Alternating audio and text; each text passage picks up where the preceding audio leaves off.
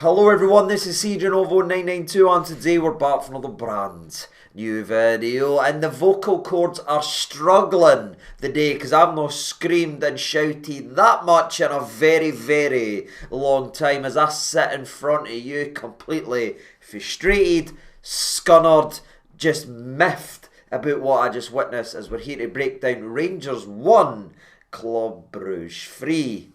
Where did Ibrox magic go? And that's the question that's been burrowing in the grey noggin since full time, since I walked out of the stadium just sort of in a daze when the missus drove us home, thankfully, because I don't know where I was. I was just sitting thinking to myself, what on earth has happened to the European Rangers side that turned up and pulled scants down and beat some of the best teams about, who created an atmosphere and an environment at home, both on the park and in the stadium, that was shaking teams to their cores. That some of the best managers and best teams and best players would turn around and say, by God, you didn't want to go into that cauldron. When we went for year upon year and built up this incredible record, being undefeated at Ibrox and all this stuff, the fear factor we started to put in place in terms of the European stage, just where on earth has all that gone? Could you look at the years and years that Gerrard had built us into being a side that was brave on the ball in European football, that was forward thinking, and it was about that high press, it was starting games, pinning teams back, no allowing them to breathe and suffocating them again on the park, and mirroring that with the incredible crowd off the park to make sure everybody was like this. That's what he put in place year upon year upon year. And obviously when Giovanni came in, he then took us to a European final and that. But again, a lot of what was actually put in place was built by Stevie G. But if you look at every single year and every manager since, slowly but surely it's been whittled away and whittled away and whittled away to where we are now, ladies and gentlemen, where we can't even raise our game, we can't even lift our game for the European stage, as we were absolutely flat. And we're here to talk about a home game at Ibrox under the brightest of bright lights, when there's a carrot that's worth £40 million dangled in front of these players. Champions League football that apparently everybody in the dressing room wants to play. Even that couldn't wake this team up to have more than one shot on target in a home Champions League playoff game. That football, that standard, that effort, it's diabolical. Now, make no mistake about it, I've sat in front of you being embarrassed and mortified and frustrated and annoyed and everything in between it. Some of the houndings and some of the batterings and some of the scantings we've had over the many years me and these done this channel. We've been round the old roundabout, you know what I mean? We've seen it go other ways before, but this one just feels like it's at a different freaking level, because European football was always something they could give back to the fans, despite their failings, despite their shortcomings. They were always able to turn up and give us something on a European night, especially at Ibrox. But that's really worrying to me, ladies and gentlemen, because we aren't just miles off it, we are many miles off it, and that's about as worse as it gets. Now, I know there's a lot of cuddling and coddling around. Oh, we were much better in the second half, but we're really going to try and puff piece the fact that Club Brugge away from home went 3-0 up and started playing with their slippers on for a wee bit of time. Yes, we done the press. Yes, we committed men forward. Yes, we started doing what we should have been doing early on in the game. But let's be brutally honest, the damage was already done. Do you remember in the last round when we had a 3-0 advantage? Do you remember how we went ahead to play and how we took the foot off the gas and how we tried to manage the game of football that gave the opposition chance after chance after chance? Well, now, ladies and gentlemen, around on, it's happened the other way, and I can't bury my head in the sand and pretend I didn't see it that way. Yes, we done some things right in the second half, but I'm not going to sit here and cheerlead them starting to go ahead and turn up when the game was already lost, in my personal opinion. Turn up and play and perform when it truly matters. When it's 0-0, see some braveness, you know what I mean? Running about when the team's giving you 20-30 yards of space is completely different when they meet you on the halfway line, and that's the frustration for me. Now, granted, the way that the game did finish, the fact that we were able to grab a goal certainly gives us the opportunity and chance to go ahead away against all odds to Belgium and still proceed, because we still are just 2 goals behind, and we can certainly overcome that. Absolutely, you can go ahead and fire that, and I will genuinely try and put as much positive energy out and try to manifest that type of result. But again, as we said in yesterday's preview video, we've seen nothing from Russell Martin as Rangers manager or head coach, whatever you want to say, away for him to suggest we can get a result. So it's all about this home performance and putting us in the best possible chance to go ahead and qualify for the Champions League. Did we do that? Nah, ladies and gentlemen, we've gave the Belgian side a massive opportunity to make the group stage. But can I just say something right now that you might not like, but I feel like it needs to be said? Did you see how we were getting mauled and they were getting ripped apart by Club Brugge today? Can you imagine if we were able to overcome Club Brugge next week and we go ahead and qualify for the Champions League, what our defensive line could get tore apart and what the scorelines could actually be like? If we could make it to the dance and go ahead and play the actual top European teams, you know what I mean? We break a record for last time, and that was embarrassing enough the first time. I really didn't want to do it. A setting, so there is direct and drastic changes that need to be made, not only in terms of the shape and the style and all that stuff, but just in terms of personnel looking at, because they're nowhere near it. Ladies and gentlemen, that defence is absolutely tragic. Every single one of them was all over the place. There's no communication, there's no accountability, there is zero leadership in it. And I feel really bad for young Jaden today, right? Because again, he was just signed yesterday, he was just announced registered yesterday, but he got signed on the Sunday night. The kid's barely had even a training session to be there. He's never played at a European stage. He's played 23 games in his entire freaking career, and he's plumped into the left back position where he's not played for over a year, because he was playing left wing back last season. So he gets put in a position he's not played for in a while, in an absolute circus of a back line in a European stage versus a very tidy Belgian side, and he was dropped in to that absolute mess. And they did target him, they got a couple doing in behind him and that, but there's a 19-year-old getting flung into the deep end, because what we've done as a football club is failed to prepare for the biggest game of the season, and the game that's worth 40 million. Why the hell are we in a Champions League playoff? I nearly said championship playoff because I'm thinking about Russell Martin that much, but how on earth are we in a Champions League playoff with 3 of our back 4 on loan, whilst the other centre back that's wearing the armband, by the way, also out of contract at the end of the season? Why have we got an entire back line who in 12 months time could be away for this football club? Where is the roots? Where is the spine of the team? Am I supposed to be shocked that we're spineless when you look around what we're actually trying to get day and what we're trying to build upon? No, it's an absolute mess. But how can the club sit here and pretend that they're shocked? Everybody can see the issues, but we never sign the players we actually need to sign. It's project. Where is the experienced players that's been there and done it? Where's the players to help these young players on and give them up and be able to carry them through tough times? Where and what on earth are we doing? I don't know where you start. I imagine you're screaming, talk about Martin. I'd rather know, ladies and gentlemen. I really know. And I've been trying to cling on, and I keep hoping and praying that something clicks, right? Because Russell Martin's Southampton side looked rough and it looked bad, and then he just clicked into gear and went on that wonderful undefeated run. I think it was like 22, 23 games, whatever it was. Then brilliant, right? So I'm like, you ever seen Pirates of the Caribbean when Johnny Depp at the start standing on the ship and it's gone right down and he steps off? That's what I feel like I'm doing right now, because I'm clinging and hoping that it's going to click, and clinging and hoping that Martin's going to be a success. But then you sit and watch that. We're somehow getting worse.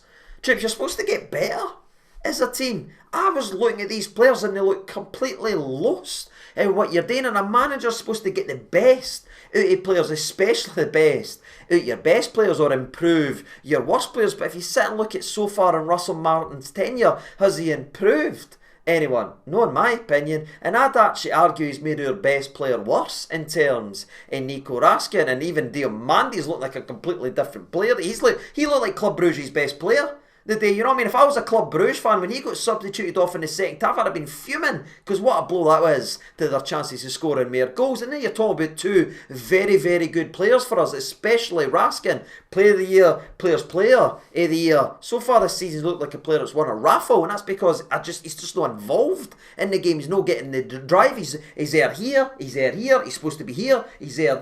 There's none gone through them, and that's got to be at the hands of Martin, and that's when it's got to be his responsibility, and he's got to start taking accountability for that as well. He might have a perfect plan in his mind of what he wants to play, this philosophy that got him sacked for every single job that he's been in, you know what I mean, in terms, like especially Southampton, obviously Swansea left to go to something, but you know what I mean, he's got this clear philosophy of what he wants to do and what he wants to play, but man, it's not going to work, and you've not got the players right now, and the club so far aren't they backing him by going out there and buying him. They're bringing in pieces on loans here, there and everywhere. If they were really pulling the trigger and getting him, maybe we would have an opportunity, but it's young laddie, project, loan. There's nothing really giving him the best opportunity to play that way, so he's got to adjust eventually, and you put our chips on our tables, pick our best players and go for there. But it feels like we picked the style he wants to play and then try and fit the players to do that role,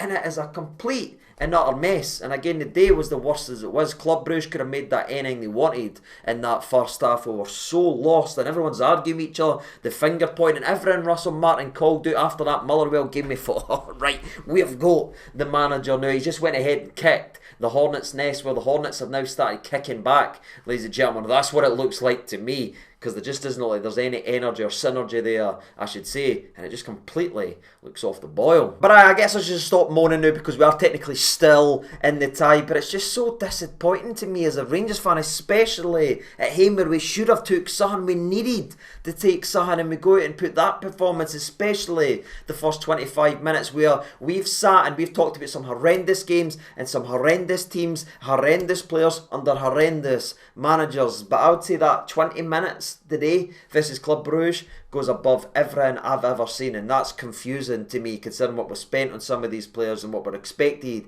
of some of these players and what we've been promised to have actually been seen by now. And yeah, it's rotten, ladies and gentlemen, boys and girls. If we somehow overcome this in the next leg, then yeah, that is absolutely unbelievable. But I guess we did live enough to fight another day, because 3-0 would have probably been curtains. 3-1 gives us the opportunities, but based on what we saw the day, will we go ahead and do that? You know what I mean? Oh, we'll start fast, we'll come out swinging. That's what you're supposed to do at home.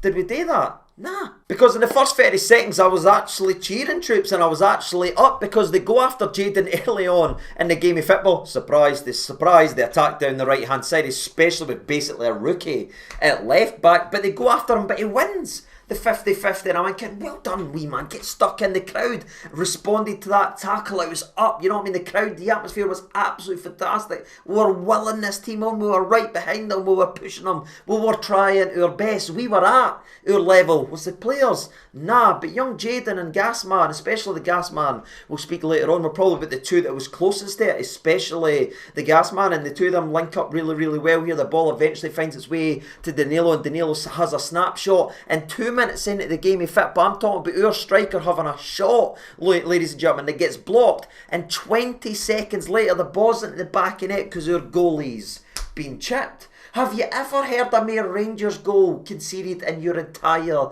freaking life?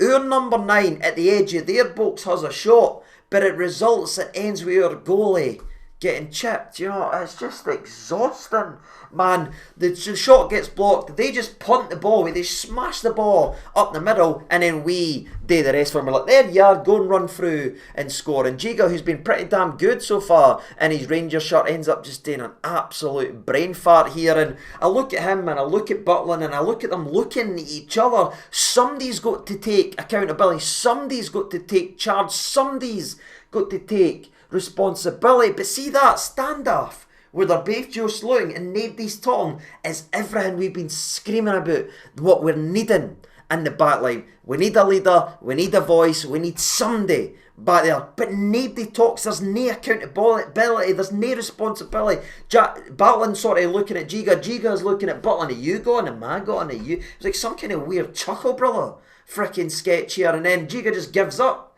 Just like, yeah, Butland, I'm looking at you, no coming, mate, but I'm going to stop. And then he just lets his striker run by him, at least block him off and hold on. But they're looking at each other. Butland's watching him slow down. Butland doesn't move. And then the striker just runs through and nonchalantly dinks the keeper with a brilliant finish. By the way, absolutely, completely fantastic chip. But at the same time, man, we're trying to get into the Champions League. We're making defensive mistakes you wouldn't see in Sunday League. I know that might sound like a daft wee line on him, but just genuinely think about it. Would you see that level? No, because everyone's screaming, because 90% of them's hung over in Sunday League, but they're all talking, but there's just none. There's no voices in that back line, yet we still having to replace the voices at Goldson and everything like that. You know what I mean? That guy there, say what you like about him, never, ever stopped. Almost to the other way, troops, but no, there's just none. There's crickets back there. So we're 1-0 doing. The crowd that was absolutely up is just completely deflating. We're going,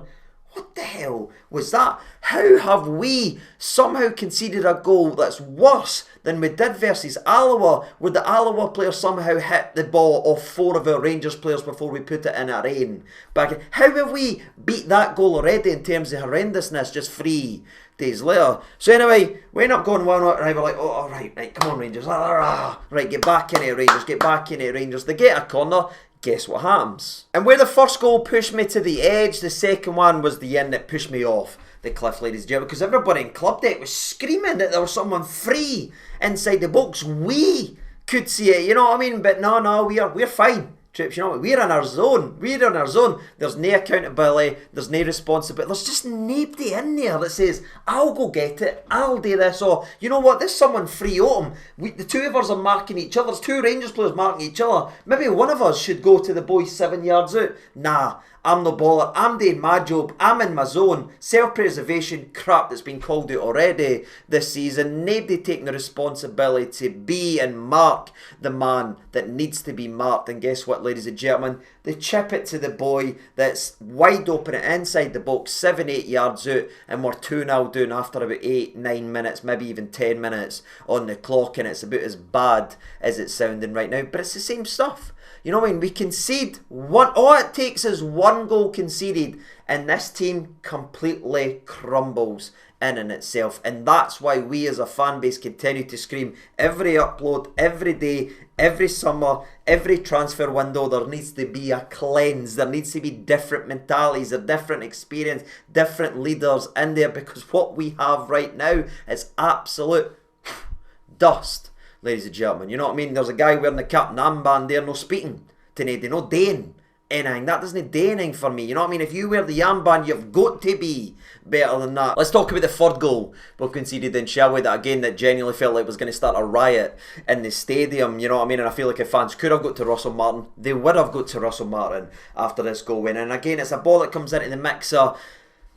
Rothwell headers it, but headers it into an area where they are. But you know, just to say that, oh, Rothwell gives the ball away, that is an understatement, right? Because yes, he headers it, but see if you go back and you look at where he's headed it to, there is 3 Rangers players around the boy that eventually brilliantly volleys it in to the back of it. But Rothwell makes a mistake, and then there's 3 Rangers players that stands there and watches a boy bring a ball down, drive into the box, and then volley it again. So freaking lazy. Nobody again taking the responsibility to go and stop a boy having a free shot on goal, taking nothing away. This one's absolutely brilliant. The finish is sensational, very similar to the volley they scored against us versus in pre-season. Brilliant finish, absolutely. But I just look at it again as a Rangers fan, looking at 3 Rangers players, 1, 2, 3, all the way around them. None of them puts a challenge in, none of them just allows them to run in the box and scores. And again, it's 3-0 after about 19,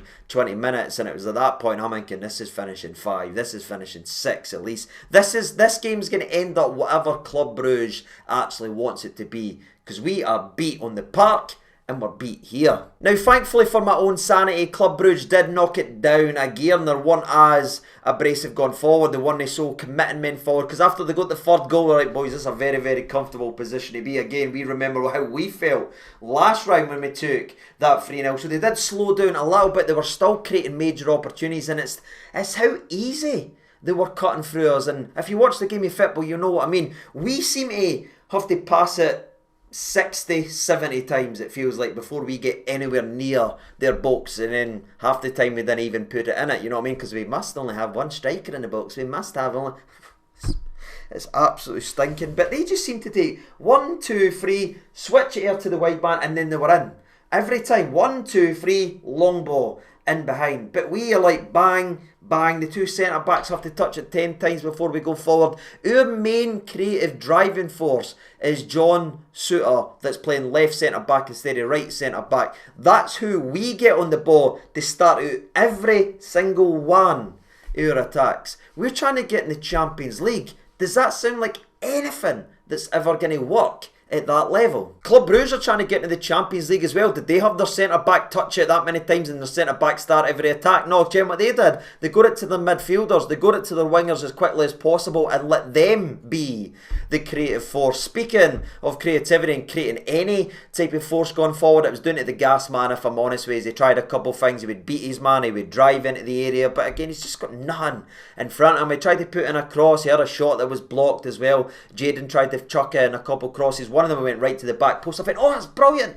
But again, nobody's there. And I don't know if but you, but the amount of times I watched the Rangers team get the ball eventually up to the box, but then there'll only be Danilo, and Danilo's not even in the box. He's standing at the edge yet. What are we practicing? You know what I mean? Do we need to score the perfect goal? Do we need to score outside the box? Are we trying to charge a game breaker? Why can we not flood the box and put the ball into it? But anyway, ladies and gentlemen, we were great after it went 3-0. We ended the first half with a single shot on target. It's a home game, a Champions League playoff game with 40 million at stake and a chance at the opportunity to go into the group stages and take a massive step in the right direction with a tough away day to go. And we ended the first 45 minutes in front of our home crowd without a single shot on target. To say the boos were vicious is an understatement. But again, if we're being brutally honest, none of this has been a surprise so far as we've been sort of flirting with doing. You know what I mean? Away in Greece, we flirted heavily.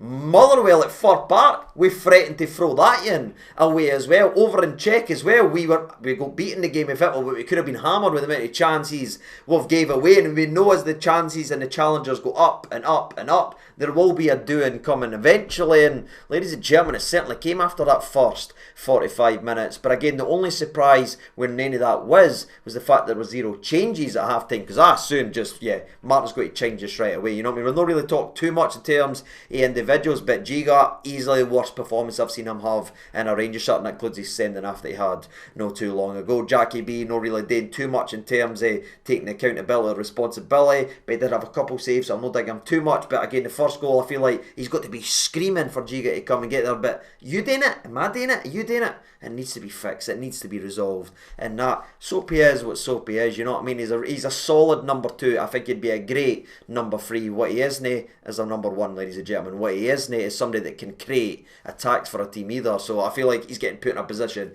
he shouldn't be in. And that's wearing the armband as well, by the way. The left back, young Jaden, was doing alright in the game of football. You know what I mean? It's a tough situation to consider where he is in his own personal circumstances, how fit he actually is, how much football he's actually been playing to get chucked into that. I thought he'd done alright, if I'm honest. Won a couple 50-50s. They targeted him heavily. He tried and everything like that. He created a couple things, but he was doing alright. The right hand side, Max Aarons, if his name was Tavernier in the back of the shirt, every single one of them would be cooking him for not being brave enough when he had the football. I didn't understand.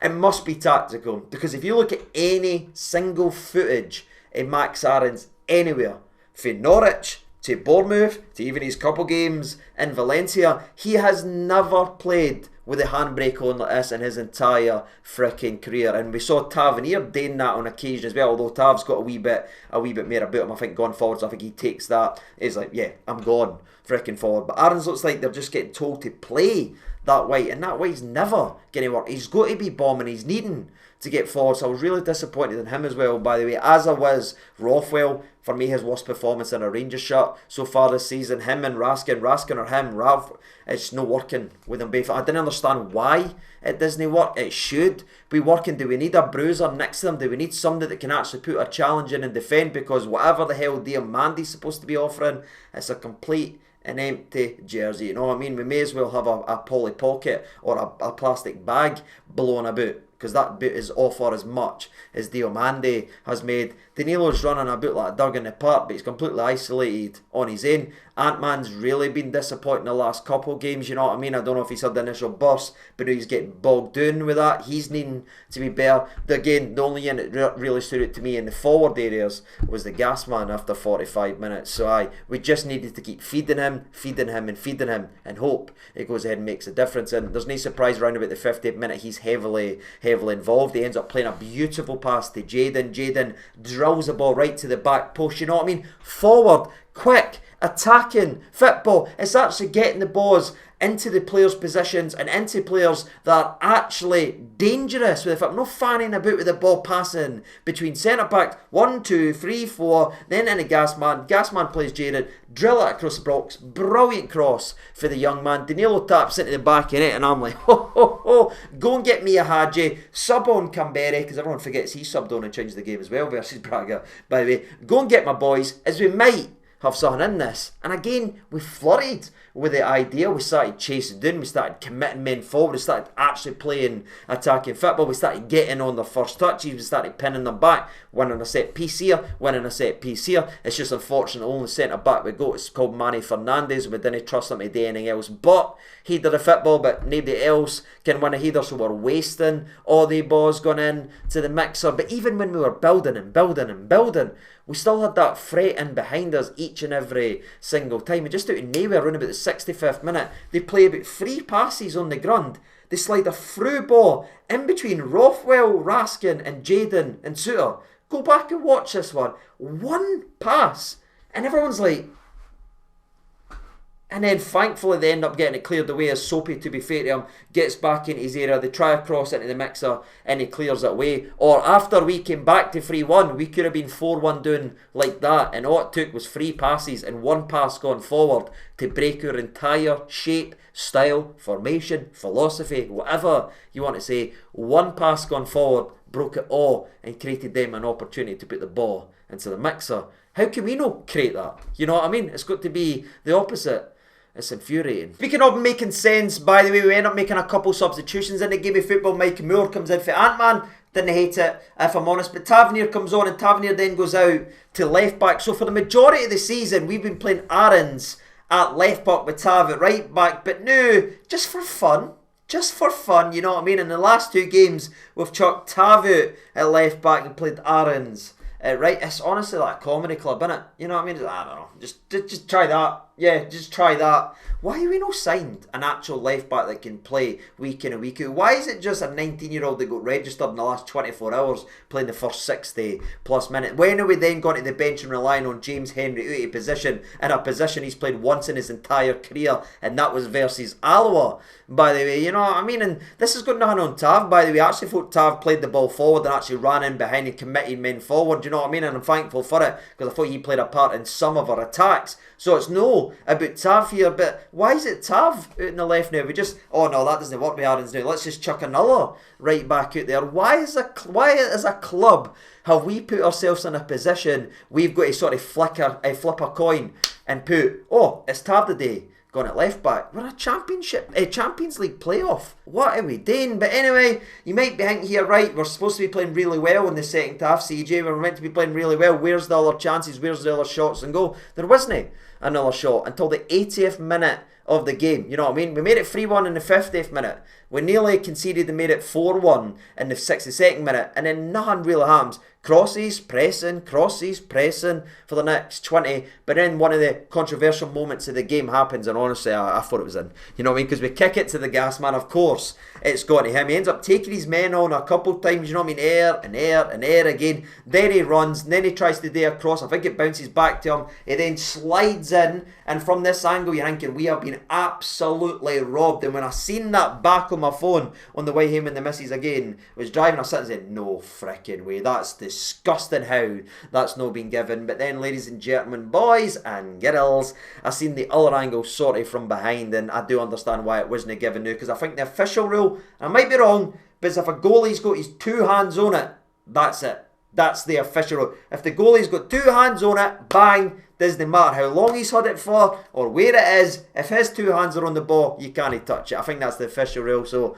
I think from that angle, I get it, but still, it's milliseconds, man. Absolute milliseconds a difference, and gassama was denied another goal on a Champions League qualifier, and another game he's basically just kick it to gassama, the 21-year-old, 22-year-old, and drag us through the freaking game. He fit ball, and the kid almost done it again in milliseconds, man. That was the difference between somehow making this free freaking two and seeing how they were defensively. And when we actually started to ask some questions, it not just burn you up with frustrations. We play with this handbrake on, and we play this slowly, and we didn't use the atmosphere that's created at Ibrox the way that was harnessed in the previous managers, especially Gerrard and especially Gio, because they understood the hotter the crowd was, the more the opposition teams were unsettled, so you could really go forward. But we start games slow, and it just lets everything drain out us. And you see how they are defensively. We broke that down yesterday. That's why they never won the Belgian league, because defensively they are suspect. It's just a shame we only tried a couple times to actually drive into the box. And we brought in the likes of Eggman and stuff like that. You know what I mean? He tried a couple wee things, put a couple balls in the mixer. But see, when I'm watching Eggman cross the ball to Mike Moore at the back post, is any attacking plans getting done here? Do you remember when Eggman had his best 3 or 4 months in a Rangers shirt? Do you remember he had a striker up beside him? Do you remember that? It was either Danny for the first couple, then it was Dessers. Do you remember how that worked and how dangerous Eggman looked? I'm so delighted we never ever do that again, and we just leave him isolated to run about daft as well. Again, it's just so poor. There's got to be an option. There has to be a plan B, and it can't be today plan A any better. We've got to put more people in the box. We've got to commit men. And for the love of God, can we not at least just put 2 strikers on the park at the same time when we're really trying it? We have to stay to the system whilst the system's not working. It's awful, ladies and gentlemen. But the game sort of ends with that. There's also a potential penalty at the back post as well. I know the Rangers player were very adamant. I don't know, is it the Gasman that ends up getting fouled at the back post? But the referee, I think, he's quite adamant that VAR's like, no, there's nothing in this, there is nothing in this. So yeah, there wasn't any penalty, so I assume that there was nothing in that. You can let me know down in the comment section if I'm wrong. But again, Tello Asgard had a couple shots / crosses, but nothing on target, nothing else to breach it. And that is it, ladies and gentlemen, boys and girls. From the worst 25 minutes I've ever seen in a Rangers shirt to arguably the worst 45 minutes I've seen in a very, very long time to a decent 60, obviously it's gone into the second half, a decent 15 minutes taking us to the 60th minute. Then we were mad at the back again. Then we had another 10-minute spell, and now we finished the game and finished the first tie 3-1 down. Certainly got the in us to go ahead and do it, especially with our European pedigree over the last couple of years. But given what we've seen so far of this squad and what we've seen so far under Martin away from him, we've certainly gave ourselves a mountain to climb that again just feels absolutely needless if we didn't just keep beating ourselves. But we beat ourselves on the park, and we beat ourselves off the park by making sure on the park isn't as strong as it needs to be in terms of personnel. We keep ignoring the glaring problems in our squad, hoping and praying it will get fixed, and it doesn't matter who's in the dugout, they're no fixing it, because yet we've still not replaced Connor Goldson. We still haven't replaced the likes of Barisic down the left hand side. We still haven't replaced Stephen Davis. We still haven't even replaced Ryan Jack and John Lundstrom in terms in the middle of the park. You know what I mean? And we still have not replaced Alfredo Morelos on European nights. Key cornerstones, key spines completely still void.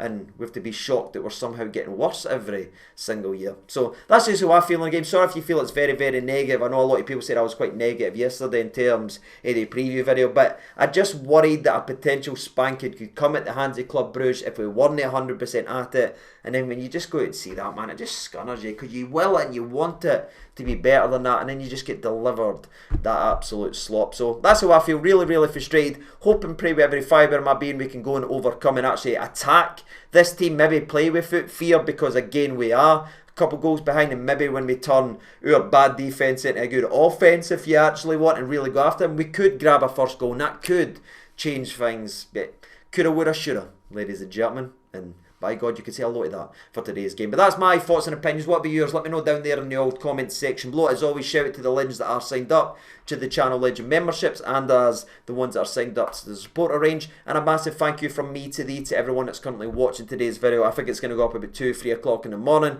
because it took us ages to get home. But hopefully whenever you are watching it, you let me know your opinions, and Aye, hopefully see you soon with some happy news, right?